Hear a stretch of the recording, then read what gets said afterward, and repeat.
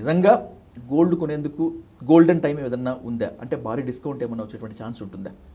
Good question sir. యాక్చువల్గా మనం చూసుకుంటే ఏమైందంటే ఇంటర్నేషనల్గా మొన్న గోల్డ్కి ఏమవుతుందంటే ఒక 5-6 బ్యాడ్ న్యూస్లు ఉండటం వల్ల బాగా ర్యాలీ వచ్చింది.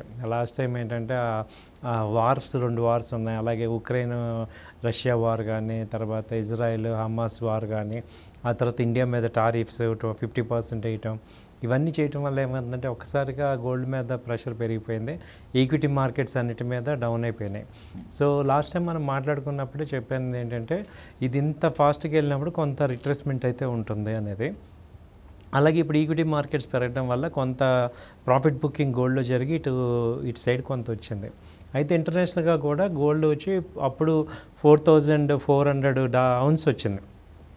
ఇప్పుడు అరౌండ్ $3,900 $4,000 మధ్యలో ఉంది.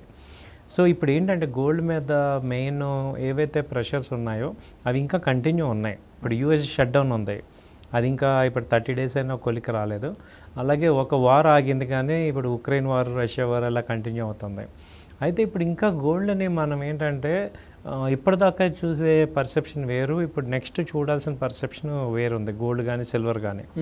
ఎందుకంటే ఇప్పుడు అది వరకు అంతా కూడా డాలర్ ప్రపంచం, అంటే వరల్డ్ మొత్తం డాలర్ని యాజ్ ఇట్ ఈస్గా నమ్మేశారు, దాన్ని బ్యాక్ అండ్ చేసుకునేవాళ్ళు.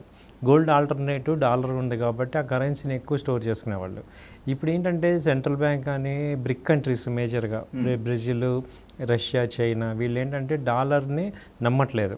ఎందుకంటే మొన్న ఉక్రెయిన్ వార్ స్టార్ట్ అయినప్పుడు రష్యా యొక్క మొత్తం ఆర్థిక మనీ అంతా కూడా డాలర్స్లో ఉన్న మనీ అంతా కూడా సీజ్ చేశారు, వరల్డ్ బ్యాంక్ సీజ్ చేసింది. దాంతో ఏమైందంటే ఇప్పుడు యూఎస్తో ఎవరైతే ఇద్దరు మాట్లాడుతున్నారో వాళ్ళందరినీ యొక్క రిజర్వ్స్ అన్నీ కూడా వాళ్ళు ఆపగలరు డాలర్ని. కాబట్టి ఇప్పుడు ఏం చేస్తున్నారంటే ఇప్పుడు డాలర్ని అమ్ముకొని దాన్ని డీడాలరైజేషన్ అంటాం, అంటే గోల్డ్ కొంటున్నారు. ఓకే.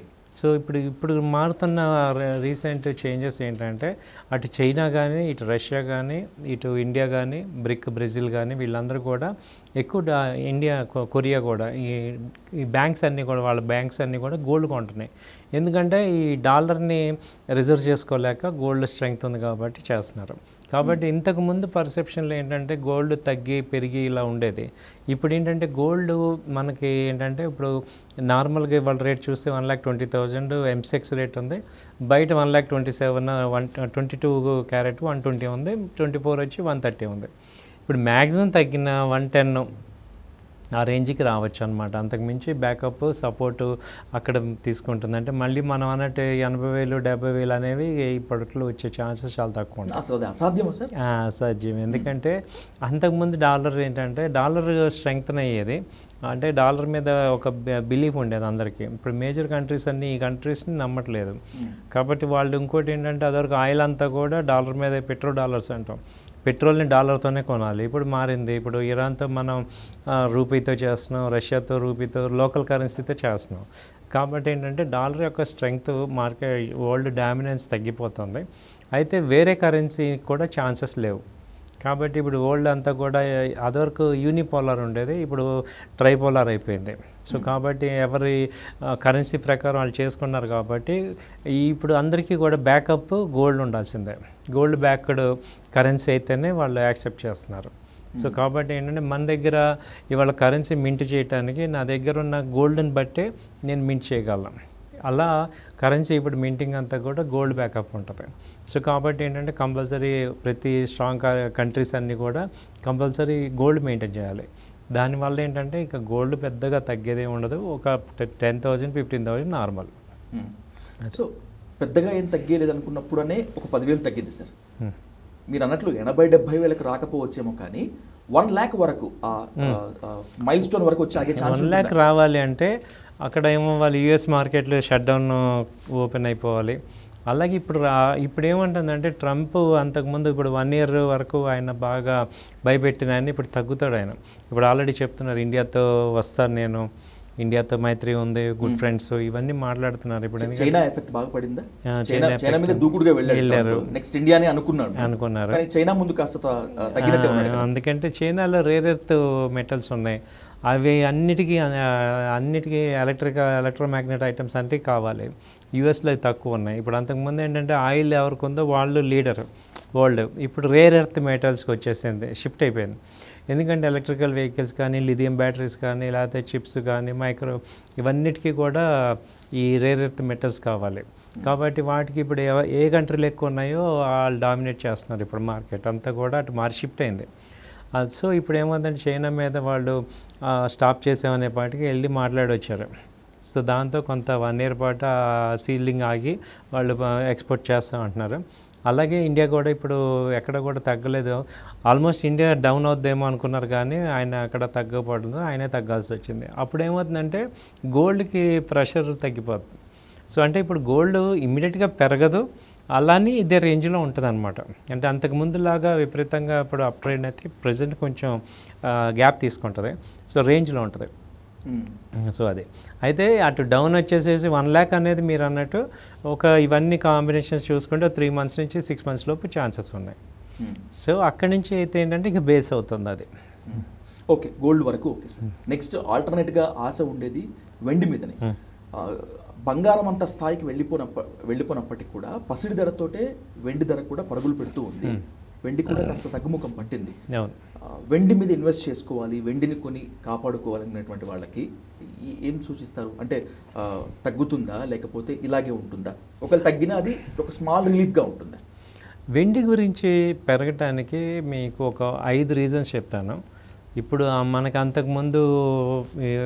అంతకుముందు లేనిది ఇప్పుడు ఉన్నవి వెండి మీద ఫోకస్ చేయడానికి ఏంటంటే, ఫస్ట్ ఏంటంటే ఇప్పుడు సోలార్ ప్యానల్స్లో ఇప్పుడు మొత్తం అంతా వరల్డ్ అంతా సోలార్ మీద ఉంది. కాబట్టి సోలార్ ఒక ప్యానల్ వాడాలంటే 15 grams నుంచి 20 grams సిల్వర్ కావాలి. సిల్వర్ ఏంటంటే good conductor of heat, electricity కానీ హీట్ కానీ. కాబట్టి ఇప్పుడు సోలార్ ఇండస్ట్రీ పెరుగుతున్నంతకాలం వెండి కావాలి, ఆల్టర్నేట్ మెటల్ లేదు, కాపర్ కూడా రిప్లేస్మెంట్ అవ్వదు. సో రెండోది ఎలక్ట్రికల్ వెహికల్స్కి బ్యాటరీస్లో లిథియం అల్యూమినియం బ్యాటరీస్లో సిల్వర్ కావాలి. సో అంటే ఇండస్ట్రియల్ యూసేజ్ ఒక 5-6 ఇండస్ట్రీస్కి ఇప్పుడు వెండి కావాల్సి వచ్చింది రా మెటీరియల్. కాబట్టి ఏంటంటే గోల్డ్ కన్నా ఇప్పుడు వెండికి రిక్వైర్మెంట్ ఉంది ఫిజికల్గా. సో ఇప్పుడు సోలార్ ఇండస్ట్రీ అయిపోయింది, ఆ తర్వాత మెడిసిన్లో కూడా ఇది జర్మ్స్ని కిల్ చేస్తూ ఉంటుంది వెండి, కాబట్టి దానికి కూడా వాడుతున్నారు. తర్వాత ఇంకొక ఇండస్ట్రీస్, ఫిల్మ్ ఇండస్ట్రీస్లో సిల్వర్ స్క్రీన్స్ కావాలి. తర్వాత ఏమది గోల్డ్ రేట్ పెరిగింది కాబట్టి ఆల్టర్నేట్గా సిల్వర్ కాయిన్స్ ఎక్కువ స్టోర్ చేస్తున్నారు. సో దానికోసమే సిల్వర్కి మెటల్కి డిమాండ్ ఉంది.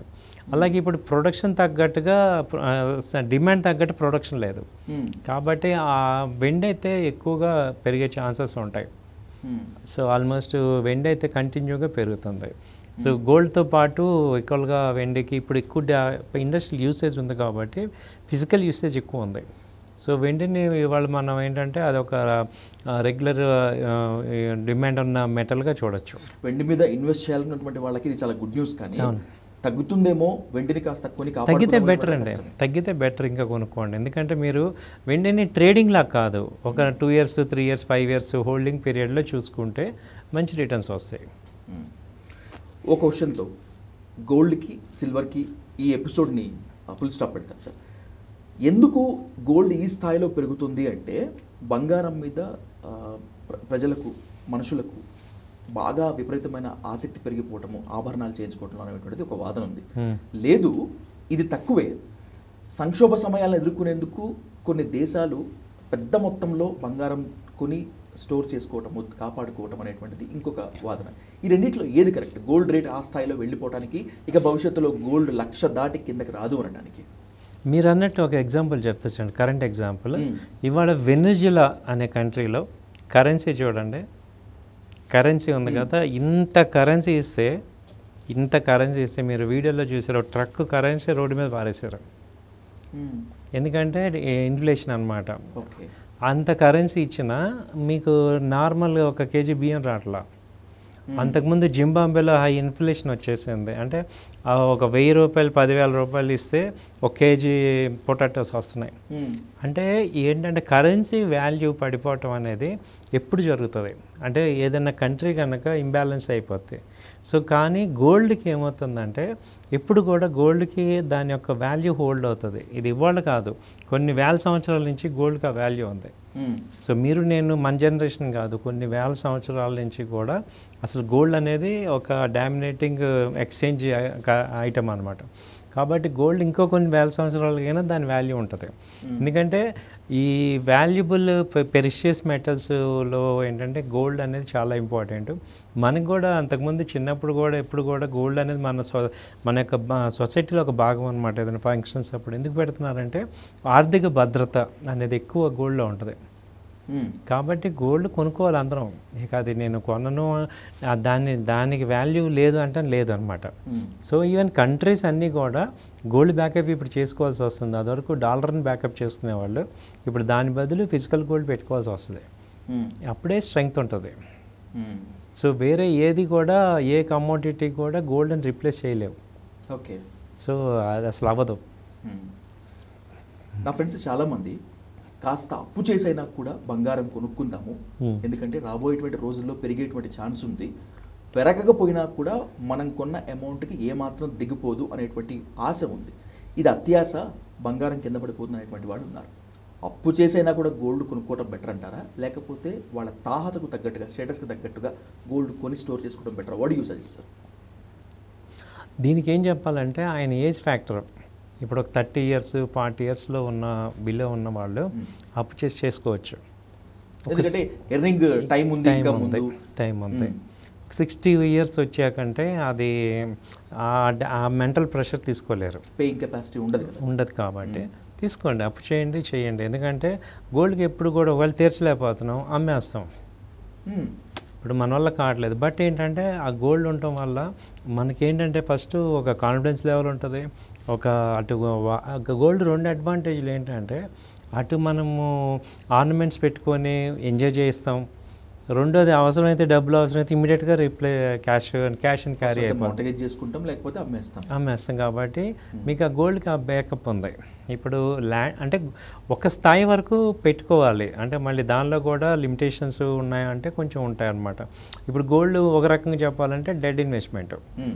అది ఏమవుతుంది ఎప్రిషియేట్ ఇప్పుడు ఈ 6 నెలలు అనేది చూసాం, కానీ కంటిన్యూగా ఇదే ట్రెండ్ వెళ్దాం. ఒక స్టేజ్ తర్వాత ఏమవుతుంది ఏడాదికి ఒక 20,000 పెరుగుతుంటుంది, 15,000 నుంచి 20,000 పెరుగుతుంది. ఆ స్పీడు ఆ పేజ్ ఏమవుతుందంటే ఇప్పుడు ఈ స్పీడ్ ఆగింది అనుకోండి, మళ్ళీ మనకు అనిపిస్తుంది ఎందుకు గోల్డ్ అని.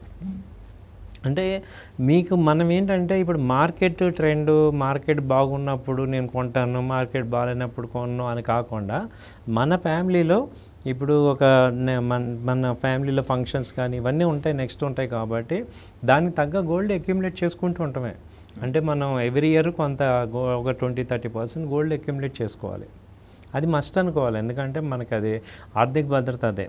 అయితే ఇప్పుడు మ్యూచువల్ ఫండ్స్లు, ఇప్పుడు కొంతమంది మ్యూచువల్ ఫండ్స్ కానీ లేకపోతే స్టాక్ మార్కెట్ కానీ ఇంకా రియల్ ఎస్టేట్ కానీ ఇవన్నీ కొంచెం అప్పుడప్పుడు హెచ్చుతగ్గులు అవుతుంటాయి. ఓకే. గోల్డ్ అయితే అంత వరస్ట్ కేసు ఎప్పుడు అవ్వదు. సో అందుకని ఇంకా వరస్ట్ కేసు వచ్చినప్పుడు ఇది పెరుగుతుంది యాక్చువల్గా. ఓకే. సో కాబట్టి నేను గోల్డ్ అనే దానికి ఇంపార్టెన్స్ ఒక 20-30% మన వెల్త్లో ఇవ్వాలి.